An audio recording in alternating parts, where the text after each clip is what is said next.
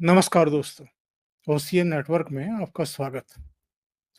एक ऐसा शंकराचार्य जिसको ना अपनी पीठ की गरिमा का कोई ख़्याल, ना पद का, आचरण ऐसा, आए दिन किसी न किसी विवाद में फँसे रहना, राजनीतिक बयानबाजी करना, किसी की शादी समारोह में पहुँच जाना, किसी के घर पहुँच जाना और फिर राजनीतिक बयानबाजी दाग देना, विश्वासघात हुआ साहब उस आदमी के साथ। और चाहे केदारनाथ मंदिर से कोई हेरा-फेरी हुई, नहीं हुई, चोरी हुई, नहीं हुई, 228 किलो सोना गायब हो गया जी, चोरी हो गया जी, उसकी जाँच क्यों नहीं कराई जी? फिर भगवान राम का जो भव्य और दिव्य मंदिर बना, उसकी प्राण प्रतिष्ठा को लेकर के सर्वाधिक बयानबाजी और एक ऐसा विषाक्त माहौल बनाने की कोशिश, जिस तरीके से पूरा इंडी अलायंस जो है वो बायकॉट कर रहा था राजनीतिक कारणों से और एक बड़े वोट बैंक को खुश करने के लिए, तो ये किसको खुश करने के लिए बायकॉट कर रहे थे? और इन्होंने अपने लपेटे में बाकी के शंकराचार्यों को भी ले लिया, यानी जो रोग इनको लगा हुआ है, उसकी चपेट में कुछ और पीठ, कुछ और शंकराचार्य भी आ गए। तो आज हम ये पड़ताल करेंगे कि इनको बीमारी क्या है और क्या शंकराचार्य जैसा इनका आचरण है? एक मर्यादा होनी चाहिए, गरिमा होनी चाहिए।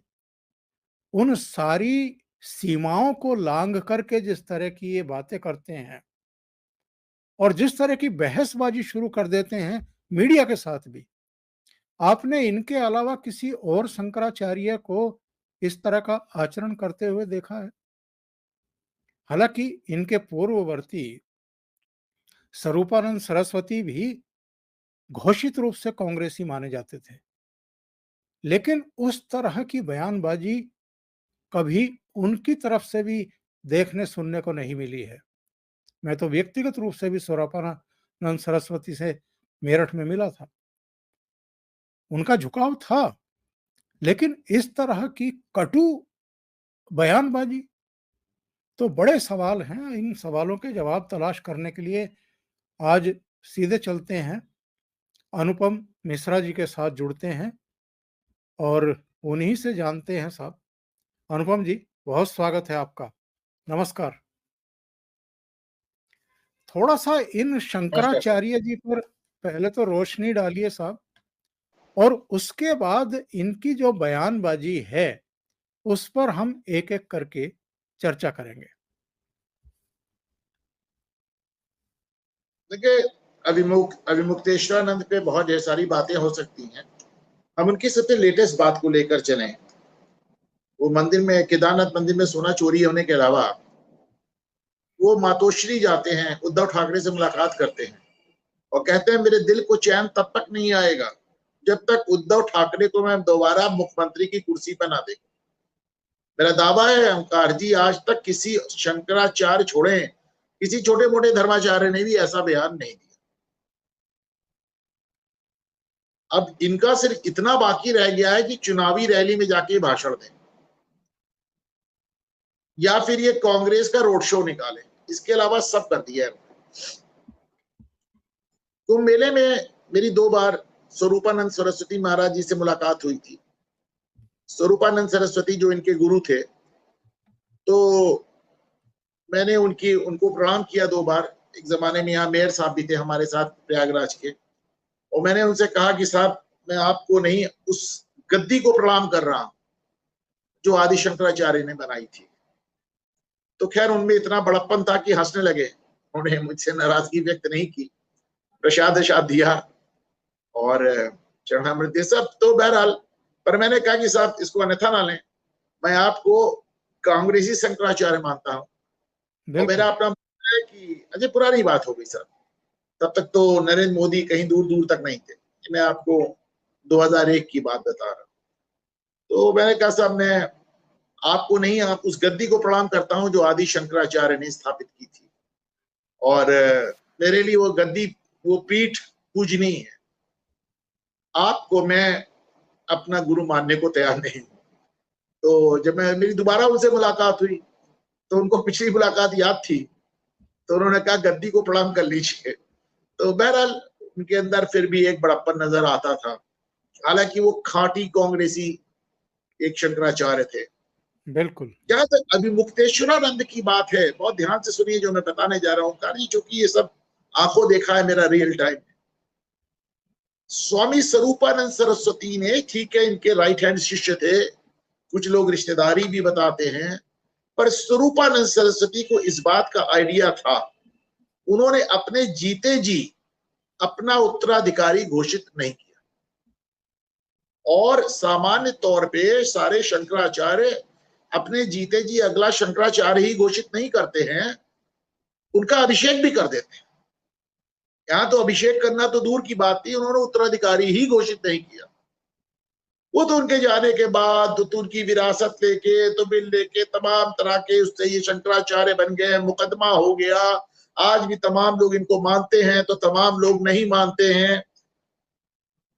एक अलग ही वो है, मतलब अखिलेश यादव को लेके इनका बयान आया था 2015 में, जब ये शंकराचार्य नहीं थे, तो वाराणसी में धरने पे बैठे थे गणेश विसर्जन की लेकर, तो पुलिस ने बड़ा जबरदस्त लाठीचार्ज किया था।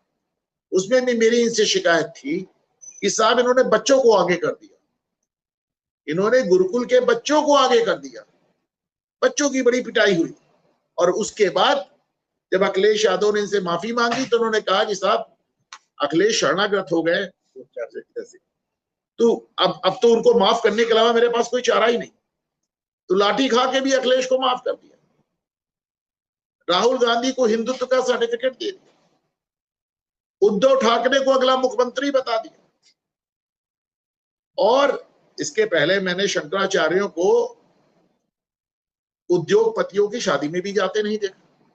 हाँ, मतलब ये तो अद्भुत एक घटना हो गई कि और आप चले जा रहे हैं। आप जाएं साहब शंकराचार्य के पास, अगर वो आपको प्रसाद भी देते हैं तो ऐसे करके देते हैं, मतलब वो आपको टच नहीं करते। तो यहाँ तो इन्होंने सारी, जिसे कहना चाहिए कि सारी परंपराएं तोड़ दी और सब कुछ तोड़ दिया। तो मेरा अपना मानना है कि हो गया, मेरा अपना मानना है कि अभी मुक्तेश्वरानंद जी किसी भी तरह एक शंकराचार्य की गरिमा के अनुकूल बर्ताव व्यवहार नहीं कर रहे हैं। तमाम लोग हैं साहब जो इनके बारे में तमाम बातें ऐसी कहते हैं जो शायद मेरे लिए संभव नहीं कि मैं टीवी चैनल पर कह सकूं, लेकिन मुझे उनका जो बिहेवियर है, उनका जो बर्ताव है, उनका जो आचरण है, वो कहीं से मर्यादित या शंकराचार्य की गरिमा के अनुरूप नहीं है। ये हमारा आपका नहीं ओंकार जी, मैं मानता हूं ये पूरे सनातन का दुर्भाग्य है। सब ये बताइए कि इन समेत बाकी शंकराचार्यों का भी भगवान राम के मंदिर आंदोलन से क्या कभी कोई नाता रहा? कभी कोई बयान आया हो, कभी कोई उस आंदोलन में इनकी आहुति रही हो? या आंदोलन छोड़िए, जब सुप्रीम कोर्ट से फैसला आ गया और ये पता लगा कि राम जन्मभूमि में जहाँ मांग की जा रही थी वहीं पर अब भव्य और दिव्य मंदिर बनने जा रहा है, तो उसमें कोई इनका कंट्रीब्यूशन रहा हो, कोई भूमिका रही हो, किसी भी तरह की, तो फिर बयानबाजी क्यों की इन्होंने जब उसकी प्राण प्रतिष्ठा का समारोह होने वाला था? देखिए सामान्य तौर पर शंकराचार्य बहुत ज्यादा मीडिया फ्रेंडली नहीं होते ओंकार जी। अभी भी जो बाकी 3 शंकराचार्य हैं आप उनको जल्दी बोलते नहीं सुनेंगे, वो मीडिया से दूरी बनाकर रखते हैं, उनका जो काम है वो करते हैं और बिल्कुल भी राजनीति में लिप्त नहीं होते, उनकी बयानबाजी पे ना जाए। अगर कोई बयान दे रहे हैं तो सिर्फ अभिमुक्तेश्वरानंद दे रहे हैं। अभिमुक्तेश्वरानंद वो शख्स है जिन्होंने CAA में कानून को संशोधित करके कहा था कि इसमें मुसलमानों को भी नागरिकता दी जाए। अभिमुक्तेश्वरानंद वो हैं जिन्होंने अतीक अहमद की हत्या पे सुप्रीम कोर्ट से कहा था कि स्वतः कॉग्निजेंस ले ले और जांच करे, जिन्होंने अतीक अहमद की हत्या को लोकतंत्र की मर्यादा से जोड़ दिया था, जो अतीक अहमद जैसे माफिया के जिसे कहना चाहिए शुभचिंतक थे, जो CAA कानून बदलना चाहते थे, वो मैं ईमानदारी से कह रहा हूं, मेरा ये भी दावा है ओंकार जी कि जिस तरह की बयानबाजी इन्होंने लगा रखी है अभी मुक्तेश्वरानंद जी ने, उनके लिए इसको बहुत कंटिन्यू कर पाना बहुत आसान नहीं होगा। अभी भी देखिए लोग उनका बयान उठा लाए हैं, उसको वीडियो चैनल उसको चला रहे हैं सोशल मीडिया में, जहां पे वो कह रहे हैं कि कांग्रेस ने 55 साल गो हत्या कराई और सारे कांग्रेसियों को मुंडन करा के सर मुड़ाकर पंचगव्य का सेवन करके साष्टांग लेटकर माफी मांगनी चाहिए, उनका ये भी बयान आ रहा है। तो अभी मुक्तेश्वरानंद जी का बहुत ज्यादा, मैं आपको कैसे बताऊं कि स्वयं कांग्रेसी धर्माचार्य, कांग्रेसी शंकराचार्य कहलाने वाले स्वामी स्वरूपानंद सरस्वती, जिनके ये शिष्य हैं, जिनकी इन्होंने गद्दी संभाली है, वो स्वयं भी इन पर भरोसा नहीं करते और इनके तमाम प्रयासों के बावजूद स्वरूपानंद सरस्वती ने अपने जीते जी इनको अपना उत्तराधिकारी बनाने से इनकार कर दिया। तो जिनके गुरु को ही उन पे भरोसा नहीं था ओंकार जी, इससे बड़ा प्रमाण क्या हो सकता है?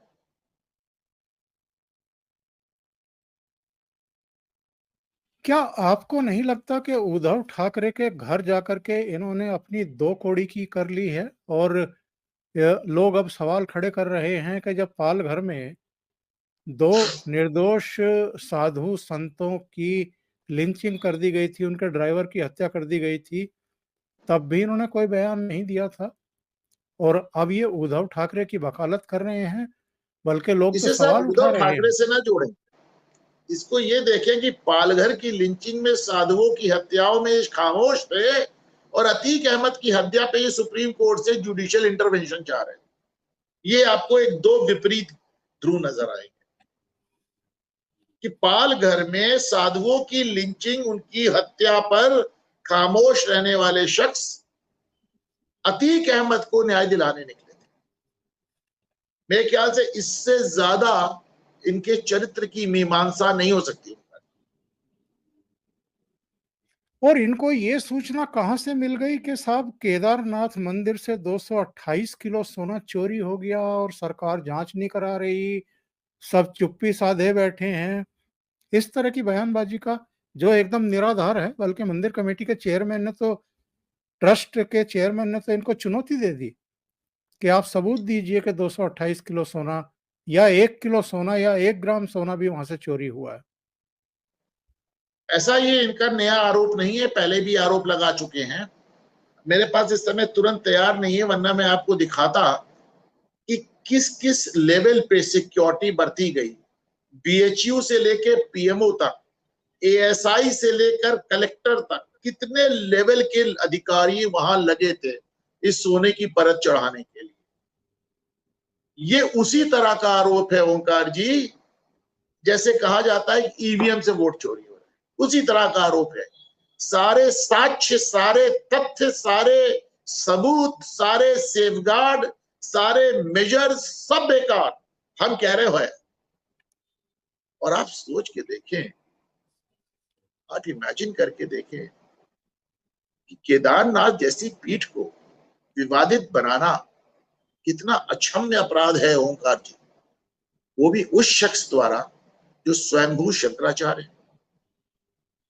सब बहुत शंकराचार्य के पद को लेकर, मुझे याद है 90 के दशक में एक मुलायम सिंह यादव ने एक यादव शंकराचार्य बनाए थे, मुझे उनका नाम नहीं याद आ रहा है, नाटे से थे और उससे मिलने आए थे मेरे अखबार के दफ्तर में।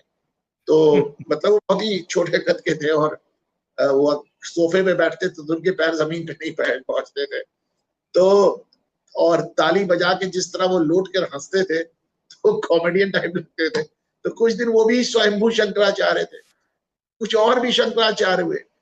मैं लोगों को याद दिला दूं कि स्वरूपानंद अभिमुक्तेश्वरानंद सरस्वती जिस पीठ के शंकराचार्य होने का दावा कर रहे हैं, वो विवाद अभी चल रहा है और उस पर अभी अंतिम निर्णय होना बाकी है।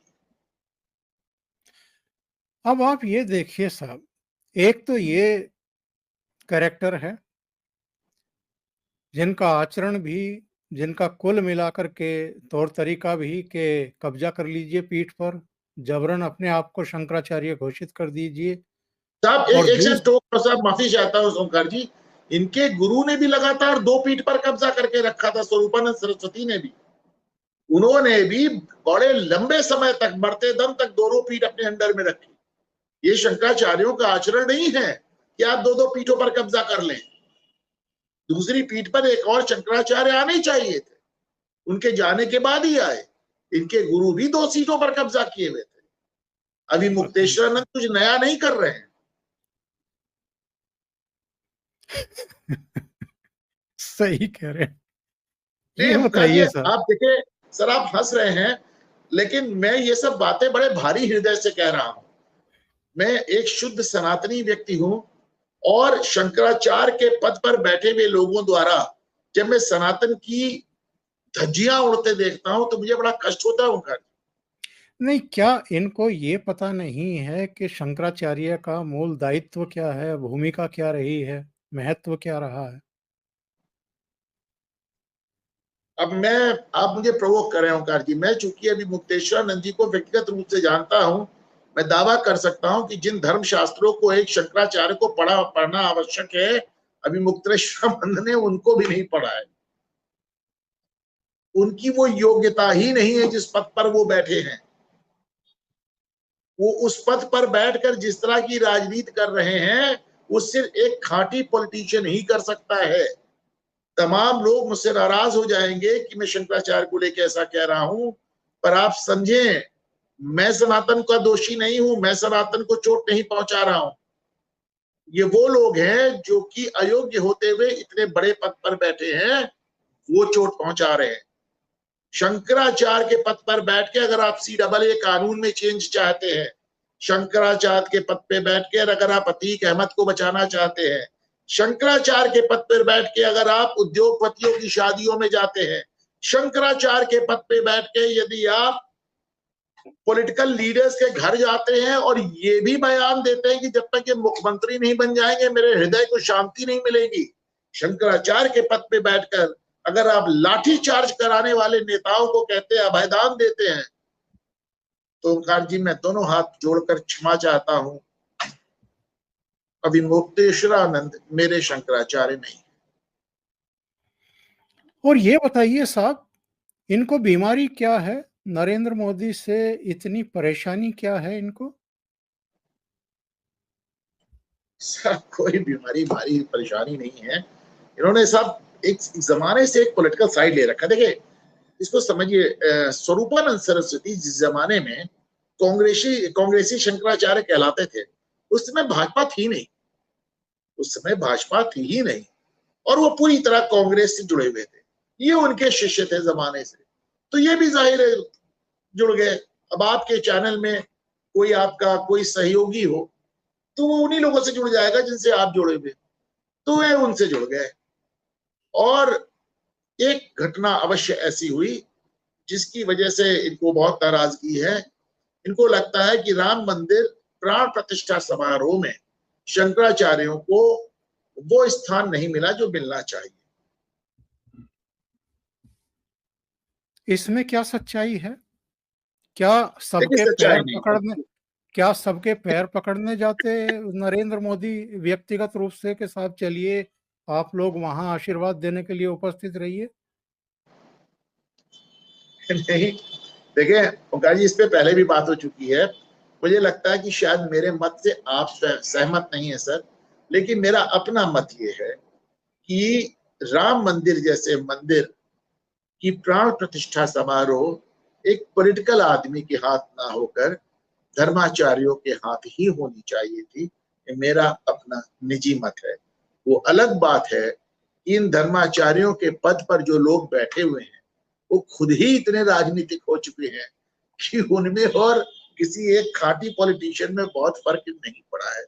लेकिन मेरा अपना अभी भी मानना है कि इस तरह के समारोहों को देखिए, जिसका जिसका जो काम है, आप या तो व्यवस्था को ही भंग कर दीजिए, आप कह दीजिए इस व्यवस्था को हम नहीं मानते, लेकिन अगर व्यवस्था है और अगर उस व्यवस्था के तहत आप कोई जैसे मेरा हमेशा पहले दिन से मानना है कि 1920 के दशक से लेकर आज 100 साल से ज्यादा हो गया हमारे मंदिर सरकार चला रही, उनको हक नहीं है, उन्हें हक नहीं है।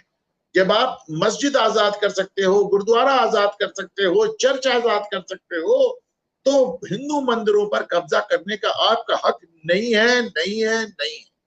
भारतीय जनता पार्टी और प्रधानमंत्री नरेंद्र मोदी ने सत्ता में आने से पहले वादा किया था कि साहब वो हमारे हिंदू मंदिरों को आजाद करेंगे। वो अभी तक 10 साल के बाद भी नहीं हुआ। मुझे इसका बहुत अफसोस है कि जिसने भी काम किया ये गलत किया। हमारे जो मंदिर हुआ करते थे वो सिर्फ धर्म की नहीं, वो हमारे कल्चर, वो हमारी सभ्यता के सेंटर हुआ करते थे। साहब एक जमाने में इन मंदिरों से राजाओं को लोन दिया जाता था युद्ध लड़ने के लिए। आप आज भी साउथ के मंदिर में जाके, अरे साउथ तो बहुत रिच है। हमारे अपने प्रयागराज में सिविल लाइंस में हनुमान मंदिर है ओंकार जी, उसमें व्यायामशाला भी है, उसमें वेदशाला भी है, नाट्यशाला भी है, पुस्तकालय भी है, सब दुनिया भर की चीजें। आप साउथ में देखे जाके आर्ट का, डांस का, म्यूजिक का, सबका सबका केंद्र है वो हमारी सभ्यता के केंद्र है। सरकार के उनके ऊपर कब्जा रखना कोई सेंस नहीं है। मेरा अपना मानना है, ये मेरा अपना निजी मत हो सकता है, लोग इससे डिसएग्री कर सकते हैं। इसी प्रकार मेरा अपना निजी मत ये भी है कि मोदी साहब ने अपने को ब्रांड बनाया। ब्रांड बनाना जरूरी होता है क्योंकि उनके चेहरे पे चुनाव होता है, तो जाहिर सी बात है एक पॉलिटिशियन है वो अपने को ब्रांड बनाते हैं। लेकिन इसके बाद भी मेरा मानना है कि धार्मिक कार्यों को आपको जो बेहतर धर्माचार्य लगे उसके ऊपर छोड़ दें।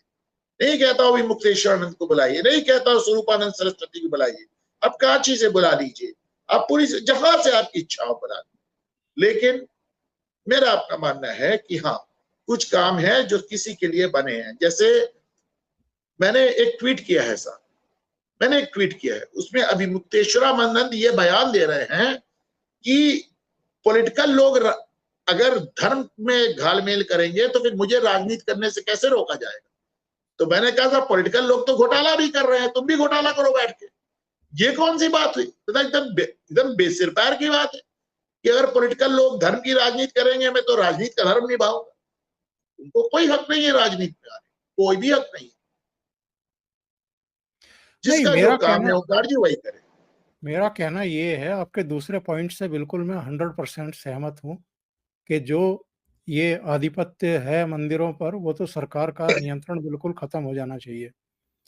लेकिन जब आप कहते हैं कि किसी पॉलिटिशियन को नहीं करना चाहिए, पॉलिटिशियन को नहीं करना चाहिए, लेकिन प्रधानमंत्री जब आप बन जाते हैं तो आप किसी राजनीतिक पार्टी के तो प्रधानमंत्री नहीं होते हैं, देश के प्रधानमंत्री होते हैं और देश के प्रधानमंत्री को ये हक होना चाहिए।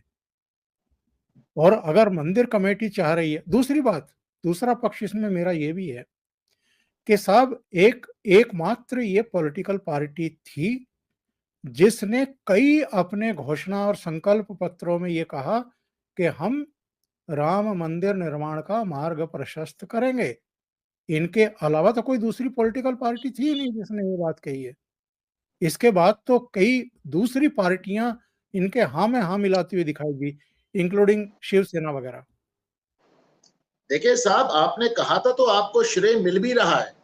लोग कह रहे हैं भाजपा ने मंदिर बना दिया, लोग कह रहे हैं मोदी ने मंदिर बना दिया, सब लोग कह भी रहे हैं इस बात को। और जैसा मैंने पहले भी कहा सर कि ये एक ऐसा मुद्दा है जिसमें पिछली बार भी डिबेट में मुझे लगा था कि शायद हम एकमत नहीं है। मेरा अपना मानना है कि साहब जब आप एक मंदिर जैसी व्यवस्था ला रहे हैं, एक दूसरा एग्जाम्पल देता हूं आपको। भारतीय जनता पार्टी सरकार चाहती तो पूरे क्षेत्र का अधिग्रहण करके मंदिर बना देती, पर उन्होंने कहा नहीं साहब, कानून का काम कानून से होगा, हाई कोर्ट से होगा, सुप्रीम कोर्ट से होगा, चाहे सुप्रीम कोर्ट का फैसला आ जाएगा तो हम उसको मानेंगे। आपने जाके सीधे सीधे मंदिर अधिग्रहण भी तो कर सकते थे, नहीं किया आपने। आप पूरी जमीन, सरकार के पास हक है, कोई भी जमीन ले सकती है, उस पर कुछ भी बना सकती है, पर उन्होंने नहीं किया। तो जब आपने उसको कानून के तरीके से होने दिया, अगर मंदिर कानून के अब जो एग्जिस्टिंग लॉ है उसके हिसाब से बना तो प्राण प्रतिष्ठा भी जो एग्जिस्टिंग कल्चर है उसके हिसाब से होनी चाहिए। मेरा ये मत है ओंकार जी। मैं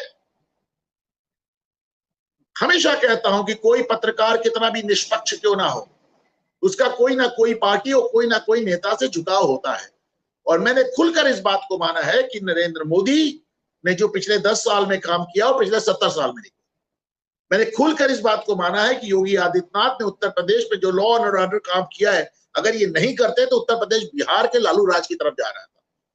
लेकिन मैं ये भी मानता हूं कि जब आप उस मंदिर के लिए बेगुनाह लोगों का कत्ल करवाने वाले मुलायम सिंह यादव को पद्म भूषण देते हैं, जो देश का दूसरा सबसे बड़ा सम्मान है, तो मैं उससे असहमत हूं। जब गोली चलवाने वाले आदेश जिन्होंने दिया था निपेंद्र मिश्रा को, उनको आप मंदिर निर्माण समिति का अध्यक्ष बनाते हैं, तो मैं उससे असहमत हूं। ओंकार जी, जो गोली चलाने का आदेश मुलायम सिंह ने दिया था, उससे मुलायम सिंह के प्रमुख सचिव निपेंद्र मिश्रा थे। और अगर आप उनको मंदिर ही निर्माण समिति का अध्यक्ष बना रहे हैं, तो मैं उससे असहमत हूं। मुलायम सिंह को पद्म भूषण दे रहे हैं, मैं उससे असहमत हूं। और इसी तरह जिस प्रकार आपने कानून के अनुसार मंदिर बनवाया, कानून के आपने अपनी मनमर्जी नहीं चलाई। आप चाहते तो आपको हाई कोर्ट, सुप्रीम कोर्ट के आदेश की आवश्यकता नहीं थी। सरकार उस लैंड का अधिग्रहण करके मंदिर बनवा सकती थी। राजीव गांधी की योजना भी थी, नरसिम्हा राव की योजना थी। नरसिम्हा राव तो बाकायदा नोटिफिकेशन जारी कर रहे थे इसका। तो अगर आपने आउट ऑफ द वे जाके मंदिर नहीं बनवाया और कानून के हिसाब से चल के बनवाया, तो फिर जो साहब प्राण प्रतिष्ठा में भी जो एक नियम है, जो कानून है, मैं मानता हूं कि वो सही है। और मैं ये भी मानता हूं कि मंदिर निर्माण करने के लिए आपने जिन निपेंद्र मिश्रा को वहां बैठाया, भले ही मैं ये भी मानता हूं कि साहब नौकरशाह के हाथ में बहुत ताकत नहीं होती। जो पॉलिटिकल, अगर फर्ज कीजिए कि अगर निपेंद्र मिश्रा उस ऑर्डर को जारी नहीं करते, तो मुलायम सिंह किसी और से ऑर्डर जारी खुद ही फोन उठा के कह देते। लेकिन मैं मानता हूं कि जो आदमी उस दिन गोली चलाने वाले घटनाक्रम में लिप्त था, उनको आप मंदिर की निर्माण समिति का अध्यक्ष बनाया जाना, ओंकार जी, मैं तब भी कहता था गलत है, मैं आज भी कहता हूं गलत है। निपेंद्र मिश्रा जी एक ताकतवर नौकरशाह हैं, मेरे उनसे व्यक्तिगत संबंध रहे हैं। उसके बाद मैं कह रहा हूं कि मेरी नजर में वो गलत है। मुलायम सिंह को पद्म भूषण देना गलत है, निपेंद्र मिश्रा को बैठाना वहां गलत है, और मोदी द्वारा खुद प्राण प्रतिष्ठा करना गलत है। मेरी नजर में ये तीनों गलतियां हैं। और आप हमसे सीनियर हैं ओंकार जी, मैं आपकी बात को मानता हूं, लेकिन मैं इस चीज पर आपसे क्षमा चाहूंगा। नहीं, आपका अपना पक्ष है और उसका सम्मान किया जाना चाहिए। मेरा केवल पॉइंट ये है कि जितने ये आजकल शंकराचार्य, धर्माचार्य हैं, अलग-अलग धर्मों के भी जो प्रमुख बने हुए हैं, वो किस-किस तरह के विवादों में घिरे हुए हैं, किस-किस तरह की कंट्रोवर्सी इनके आगे-पीछे चलती रहती है। ऐसे में कम से कम एक देश का प्रधानमंत्री निर्विवाद तो है, कम से कम उनके नाम पर कोई भ्रष्टाचार, कोई कदाचार, किसी तरह के विवाद तो नहीं है। तो मैं इसलिए ये बात कह रहा हूँ। जहां तक विवादों की बात है, मैं आज आपसे चैनल पे वादा कर रहा हूं, तमाम चीजें अभिमुक्तेश्वरानंद को लेकर ऐसी हैं जिनके मेरे पास ऐसे सबूत नहीं है कि मैं चैनल पे दावा कर सकूं, लेकिन मैं बहुत जल्दी इन पे काम करूंगा और मैं दिखाऊंगा कि किस तरह के व्यक्ति इस समय इस गद्दी पे को सुशोभित कर रहे हैं। और एक ये भी विषय, चलिए इस पर भी एक चर्चा कर लेते हैं कि साहब, देश का चुना हुआ प्रधानमंत्री ऊपर है या अलग-अलग धर्मों के आचार्य ऊपर हैं? ये धर्माचार्य, ये शंकराचार्य भी देश की व्यवस्था के तहत आते हैं या इन व्यवस्थाओं से ऊपर हैं? मेरा तो इस पे बड़ा स्पष्ट मत है। हर आदमी का अपना काम है। जिस तरह मैं अभिमुक्तेश्वरानंद की घोर निंदा कर रहा हूं कि वो राजनीति में दखल दे रहे हैं, उनका कोई काम नहीं, उसी तरह मैं इस बात से भी असहमत हूं कि किसी मंदिर की प्राण प्रतिष्ठा करना प्रधानमंत्री का ना दायित्व है ना अधिकार। मैं मानता हूं कि वो काम जिसका है वो करे, वो काम जिसका है वो करे। यदि मैं अभिमुक्तेश्वरानंद के से असहमत हूं कि आप राजनीति में दखल क्यों दे रहे हैं, तो मैं मोदी साहब से भी असहमत। और मोदी जी के उस आचरण और उस व्यवहार पर क्या कहेंगे? इसके बावजूद कि नरेंद्र मोदी अच्छे तरीके से जानते हैं कि ये शंकराचार्य महोदय, तथाकथित शंकराचार्य महोदय, लगातार उनके खिलाफ जो है मोर्चा खोले हुए हैं। इसके बावजूद मुकेश अंबानी ने उनको बुलाया, वहां बैठाया, और जब दोनों बच्चों को आशीर्वाद देने के बाद प्रधानमंत्री गुजर रहे थे, उनकी नजर इनके ऊपर पड़ी, तो जाकर के इनका भी सम्मान किया, इनके भी पैर छुए उन्होंने। नहीं, मेरा मानना है कि प्रधानमंत्री नरेंद्र मोदी ने अभिमुक्तेश्वरानंद जी को प्रणाम नहीं किया है। जैसे मैं अपने लिए कहता हूं, उन्होंने उस गद्दी को प्रणाम किया है जो आदि शंकराचार्य की थी। मैं फिर से उन लोगों से क्षमा मांग के कहता हूं जिनकी भावनाएं आहत हो रही हों, परंतु मेरा मानना है कि अभिमुक्तेश्वरानंद जी उस गद्दी पे बैठने के योग्य नहीं। बहुत बहुत धन्यवाद अनुपम जी, बहुत ही सार्थक चर्चा, और बहुत सारे बिंदुओं पर हम लोगों ने आज चर्चा की है। दर्शकों को भी कुछ ना कुछ रास्ता जरूर दिखाई दिया होगा। बहुत बहुत धन्यवाद आपका। थैंक्स। नमस्कार।